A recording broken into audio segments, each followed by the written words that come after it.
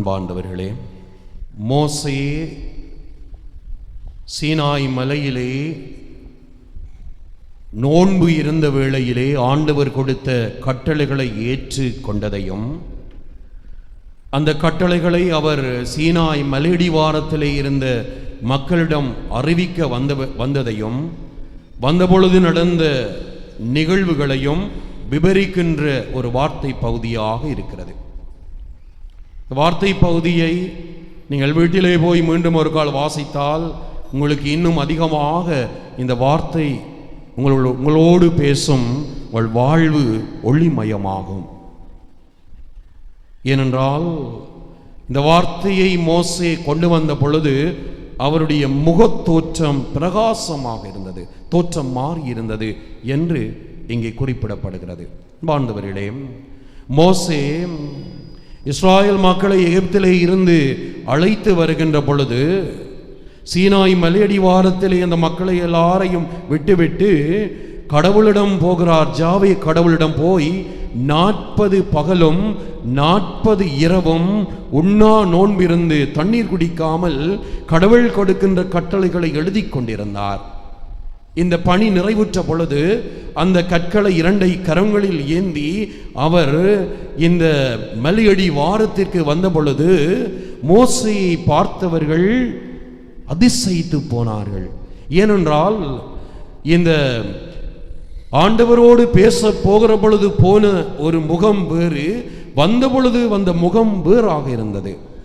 போன பொழுது போன மோசையை போல அல்ல, மாறாக அவருடைய முகம் பிரகாசித்தது, ஒளிமயமாக இருந்தது. அப்பொழுது அவர்கள் பயந்தார்கள். தூய்மையை கண்டவுடன், அந்த ஒளியை கண்டவுடன் பயந்து போனார்கள். ஏனென்றால் அந்த வேளையிலே அவர்கள் இங்கே ஜோஷுவாவோடு அவர்கள் கீழே இருந்தார்கள். ஆனால் ஜோஷுவா விருப்பப்படாத பொழுது பொற்கன்றுகளை அவர்கள் செய்து ஆண்டவருடைய பராமரிப்பை அவர்கள் தூஷித்த மக்களாக இருந்தார்கள். அங்கே ஆண்டவரிடம் இருந்து மோசே வந்த பொழுது அவருடைய முகத்தை பார்த்தவுடன் அவர்கள் அஞ்சுகிறார்கள், பயப்படுகிறார்கள். அப்பொழுது மோசே ஆரோனை கூப்பிடுகிறார். இஸ்ராயல் மக்களை அருகிலே வா என்கிறார். அவர்கள் வர முடியாதவர்களாக இருக்கிறார்கள். ஏனென்றால் மோசே தோற்றம் மாறி உருமாறு பிரகாசத்தோடு அவர் நிற்பதனால் கிட்ட வர முடியவில்லை. ஆகவே இவர்கள் வரவில்லையே என்றபடியினால் மோசே என்ன செய்கிறார்? தனக்கே ஒரு முக்காட்டை முகத்திற்கு போட்டு வருகிறார். போட்ட பிற்பாடு அவர்களோடு அவர் பேசுகிறார். அப்பொழுதுதான் அந்த ஒளியை அவர்கள் மறைத்து அவர்களோடு பேசி ஆண்டவர் வெளிப்படுத்திய கட்டளையை அவரிடம் கொடுக்கின்றார். சொல்லப்படுகிறது அதனுடைய பிற்பகுதியிலே, எப்பொழுது எல்லாம் ஆண்டவரிடம் மோசே போகிறாரோ அப்பொழுது எல்லாம் முக்காட்டை திறந்துவிட்டு போய் பேசுவார். எப்பொழுதெல்லாம் மக்களிடம் வருகிறாரோ அப்பொழுதெல்லாம் முக்காட்டை போட்டு கொண்டு வந்து பேசுகிறார். அப்ப பாருங்கள், ஆண்டவரிடம் போன மோசையிடம் ஒளி இருந்தது, நிறைவாக இருந்தது, பிரகாசம் இருந்தது, அவர் வாழ்வு முழுவதும் இருந்தது. ஆனால் அதே ஒளி மக்களிடம் இருக்கவில்லை.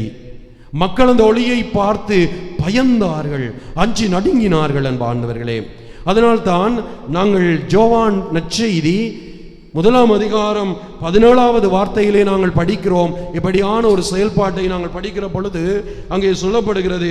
17வது வார்த்தையிலே, திருச்சட்டம் மோசே வழியாக கொடுக்கப்பட்டது.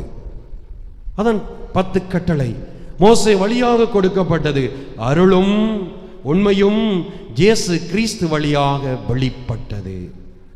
திருச்சட்டத்தை கண்டவுடன் அவர்கள் என்ன நன்மை செய்தால் நாங்கள் நலமுடன் வாழ்வோம், தீமை செய்தால் தண்டிக்கப்படுவோம் என்ற அந்த சட்டம் எங்கள் முன்னால் நிற்க அவர்கள் பயந்தார்கள்.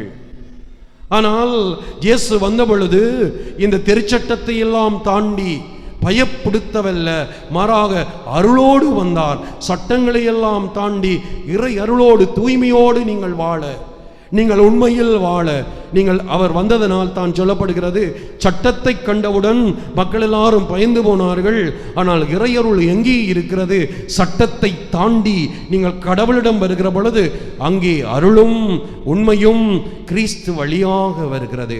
அன்பார்ந்தவர்களே, நீங்கள் இன்று இந்த இடத்திலே வந்திருக்கிறீர்கள் சட்டத்தை நிறைவேற்ற வந்த மனிதர்களா, அல்லது சட்டத்தை நிறைவேற்றினோம் அல்லது சட்டத்தின்படி வாழ்கின்றோம் என்று சொல்ல வந்தவர்களா? அல்லாவிட்டால் ஆண்டவருடைய அருளை, ஆண்டவருடைய உண்மையை, ஆண்டவருடைய தூய்மையை அவர் வழியாக வெளிப்படுவதை காக்க நீங்கள் பார்ப்பதற்காக வந்திருக்கின்றீர்களா? ஆகவே அருளும் உண்மையும் வழிந்தோடுகின்ற ஆண்டவருடைய அற்புதமான பிரசன்னம் இது. முக்காடு போட்டு நாங்கள் நிற்கிறோமா?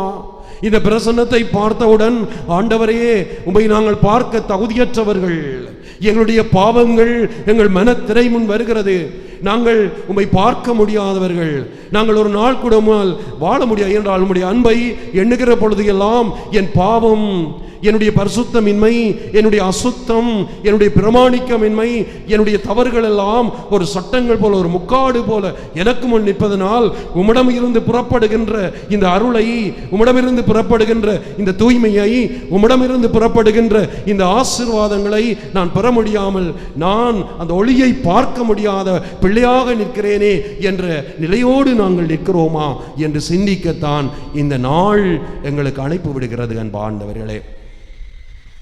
அதனால்தான் புனித பவுலடிகளார் கொரிந்தியருக்கு எழுதிய 2வது கடிதத்திலே 3வது வார்த்தையிலே, இயேசு வந்த பிற்பாடு எங்களுக்கு சட்டத்தை தாண்டி எங்களுக்கு அருள் வந்தது, அந்த அருளை நீங்கள் இழந்துவிடக்கூடாது என்று 14, 15, 16வது வார்த்தைகளிலே 2 கொரிந்தியர் 3ஆம் அதிகாரம் 14 தொடக்கம் வருகின்ற அந்த வார்த்தைகளிலே அவர் இவ்வாறு சொல்லுகிறார்: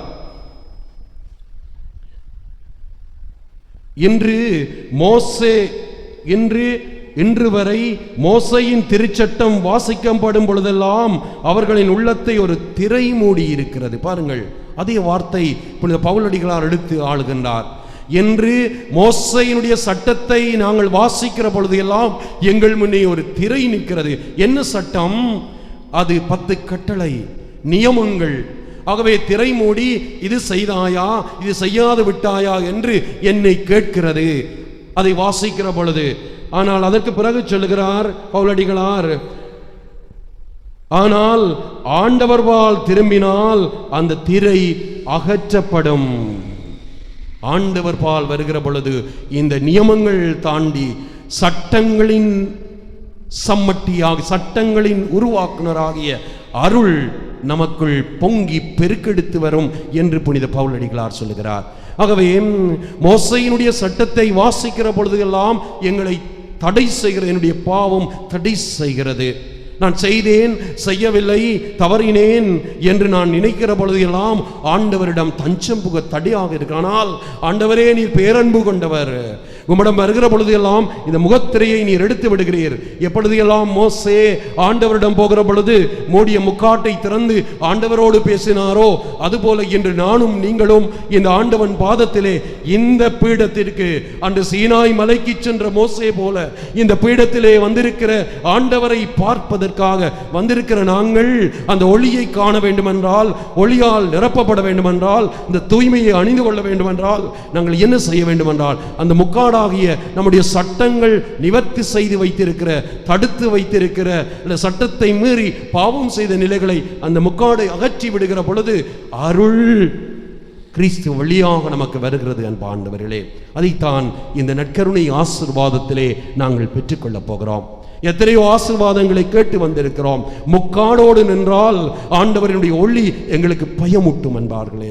அதனால்தான் அவ்வாறான அந்த மோசையினுடைய அந்த பகுதியை படிக்கிற பொழுது ஆண்டவர் இயேசுவோடு ஒப்பிட்டு பார்த்தேன். மோசே சட்டத்தை கொண்டு வந்த பொழுது, இங்கே சட்டத்தை அவர் கொடுத்த பொழுது பயந்தார்கள். ஆனால் இயேசு கல்லறையில் இருந்து எழுந்து வந்த பொழுது அங்கே அவர்கள் ஆசீர்வாதத்தை கண்டார்கள். மோசே சீனாயில் இருந்து சட்டத்தை கொண்டு வந்தார். இயேசு கல்லறையில் இருந்து வந்த பொழுது காயங்களோடு வந்தார் அன்பார்ந்தவர்களே, காயங்களோடு வந்தார். சட்டம் பயமுறுத்தியது, காயங்கள் தேற்றியது மனிதரை. ஆகவே இயேசு காயத்தோடு வந்து புறப்படுகின்ற நீர் ஊற்றினாலும் இரத்தத்தினாலும் எங்களை சுத்தம் செய்கின்றவராக இருக்கிறார். அங்கே மோசேக்கு முக்காடு இருந்தது. ஆகவே பயந்து ஒளிந்தார்கள்.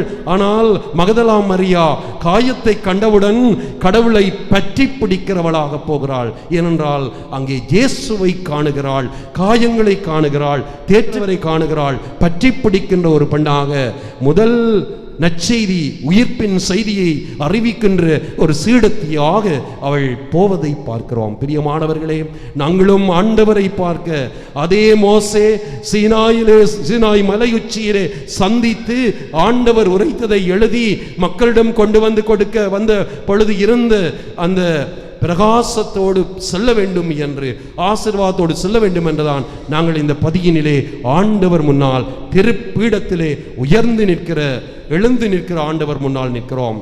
ஆண்டவர் எங்களிடம் வருகிற பொழுது நாங்கள் ஒளிமயமான அவருடைய வாழ்வு நிறைந்த தூய்மையானதை பார்க்க எங்கள் கண்கள் சில வேளைகளிலே கலங்கி நிற்கிறது, மறைந்து நிற்கிறது. ஆனால் அந்த அருள் அங்குதான் புறப்படுகிறது. முக்காட்டை திறக்கிற பொழுது பிரகாசத்தை பார்க்க முடிகிறது. எனவே பிரியமானவர்களே, ஆசீர்வதிக்கிற ஆண்டவர் உங்களை எல்லாம் தம்முடைய உள்ளங்கைகளிலே பொறித்து இன்று நீங்கள் கேட்கின்ற வரங்களை ஏற்கனவே தருவேன் என்று உறுதியோடு வந்திருக்கிறவர் உங்களிடம் கேட்கிறார். அருளை, உண்மையை, தூய்மையை உங்களிடம் கொண்டு வந்திருக்கிறேன். நீங்கள் முக்காட்டோடு அன்று மோசே கொண்டு வந்த சட்டத்தின் நீங்கள் அதை பார்க்க முடியாமல் பயந்து விட்டவர்களாக அல்ல, என் காயங்களை பாருங்கள். ஏனென்றால் ஆண்டவர் இந்த காயப்பட்ட பொழுது, கரங்களுக்குள் ஆணி போன பொழுது, மத்தேயு நற்செய்தியிலே சொல்லப்படுகிறது, சிறை அந்த மேல் திரைச்சீலை இரண்டாக கிழிந்தது என்று சொல்லப்படுகிறது. இந்த திரைச்சீலை சிலை மூடியது சட்டத்தினால். ஆண்டவர் காயப்பட்ட பொழுது, அவர் சாவதற்காக இருந்த பொழுது, அவர் சாகின்ற நேரத்திலே காயங்களை காட்டிய பொழுது திரைச்சீலை இரண்டாக போனது. அதனால் அருள் பிறந்தது என்று சொல்லப்படுகிறது. எங்கள் வாழ்வினுடைய திரைச்சீலை அடைத்திருக்கிறது, மறைத்திருக்கிறது, மறைத்து வைத்திருக்கிறது. கிழிக்கப்படுகிற பொழுது ஆண்டவர் நம் உள்ளத்தில் வருகிறார். ஆண்டவர்களே, முழந்தால் படியிடுவோம். எங்களை மறைத்து ஆண்டவரை பார்க்க எங்களை குருடாக்கி வைத்திருக்கிற ஆண்டவருடைய இதயத்தோடு என் மார்பை வைத்துக் கொள்ள தடையாக இருக்கிற என்னுடைய பாவங்கள், இளமையின் பாவங்களாக இருக்கலாம், குடும்ப பாவங்களாக இருக்கலாம், அல்லது விசுவாச தடங்களாக இருக்கலாம், தடுமாற்றங்களாக இருக்கலாம், வேற்று தெய்வங்களை நாடிய சந்தர்ப்பங்களாக இருக்கலாம், கடமைகளில் தவறியதாக இருக்கலாம், களங்கப்படுத்தியதாக இருக்கலாம், அல்லாவிட்டால் நான் மற்றவர்கள் மேல் கொண்டிருக்கின்ற பலவிதமான காழ்ப்புணர்வுகளாக இருக்கலாம், அல்லது கூடாத பார்வைகளாக இருக்கலாம். எதுவாக இருந்தாலும் ஆண்டவரே, இது என்னுடைய வாழ்வில் உம் மகிமையை பார்ப்பதற்கான தடை சீலை. ஆகவே நான் இதனை கிழிக்கப் போகிறேன், உம்மை இன்று பார்க்க போகிறேன். சொல்லுகிறேன், உமக்கு நான் தவறினவன், நான் தடுமாறினவன், நான் தொலைந்து போனவன், நான் தொலைந்து ஆண்டு ஆனவரே, நீர் என்னை தேடி வந்திருக்கிறீர். இந்த வேளையிலே உம்மை என்று அன்று சக்கையை பார்க்க வேண்டும் என்று ஓடிய பொழுது அன்று சந்தித்தான். அன்று பத்லமேயு அன்று போன இயேசுவை ஆண்டவரே என்று, தாவீதின் மகனே என்று அன்று கூப்பிட்டான். அன்று நடந்தது ஆண்டவரே.